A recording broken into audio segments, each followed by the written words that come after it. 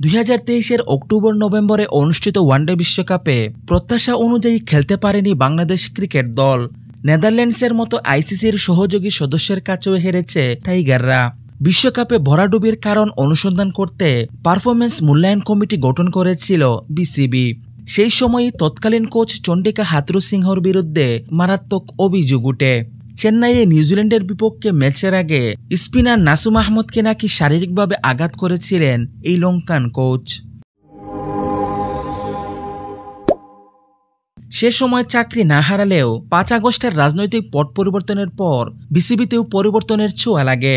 নাজমুল হাসান পাপন দীর্ঘ সময় পর বোর্ড সভাপতির পদ থেকে পদত্যাগ করেন। তার জায়গায় সভাপতি হিসেবে এসেছেন সাবেক অধিনায়ক ও নির্বাচক ফারুক আহমেদ।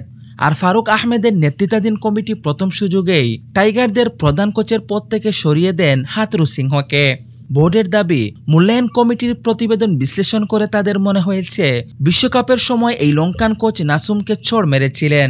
তবে এই লঙ্কান কোচ বরাবরই এই অভিযোগ অস্বীকার করে এসেছেন। 56 বছর বয়সী এই কোচ চাকরি হারিয়ে অস্ট্রেলিয়ায় নিজের পরিবারের কাছে ফিরে গেছেন, কিন্তু এখন পর্যন্ত এই রহস্যের কিনারা হয়নি। হাথুরুসিংহে আসলেই নাসুমকে চড় মেরেছিলেন কিনা তার সত্যতা নিশ্চিত হওয়া যায়নি।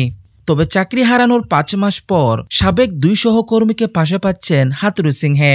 বাংলাদেশের সাবেক সহকারী বোলিং কোচ রঙ্গনা হেরাত ও সাবেক সহকারী কোচ নিক পোতাস নাসুমকে চড় মারার ঘটনাটিকে বানোয়াট এবং রং ছড়ানো বলে মনে করেন।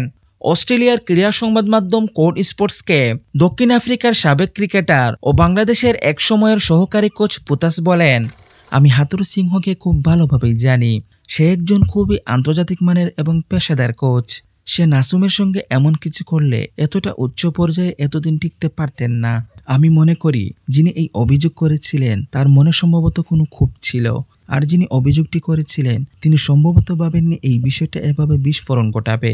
কিন্তু এখন যেহেতু সেটা ঘটেছে, আমি মনে করি তিনি বুঝতে পারেননি কি বিশৃঙ্খলা তিনি তৈরি করেছেন এবং কতটা কঠিন করে তুলেছেন হাথুরুর বাংলাদেশের পরবর্তী জীবন। এরপর পোতাস আরও যোগ করেন, খেলোয়াড়দের পিঠে চাপড় দেওয়া সব সময়ই ঘটে। ভাষাগত সীমাবদ্ধতার কারণে হাতের সংকেতের মাধ্যমেও অনেক সময় যোগাযোগ করতে হয়। হাথুরুসিংহের আরেক সহকারী কোচ লঙ্কান কিংবদন্তি রঙ্গনা হেরাত এই অভিযোগকে রং ছড়ানো বলে দাবি করেন। মেলবোর্নে নিজের বাড়িতে বসে তিনি বলেন, আমি সোজাসুজি বলতে পারি এমন কিছু ঘটেনি। বিশ্বকাপের সময় অনেক ক্যামেরা তার আশেপাশে ছিল। মানুষ বলতেই পারে এমন কোনো ঘটনা ঘটেছে, কিন্তু আপনার কাছে তো প্রমাণ থাকতে হবে। আমি জোর দিয়ে বলতে পারি এমন কিছু ঘটেনি, কারণ আমি সেখানে ছিলাম। চড় মারা আর ধাক্কা দেওয়া সম্পূর্ণ ভিন্ন ব্যাপার।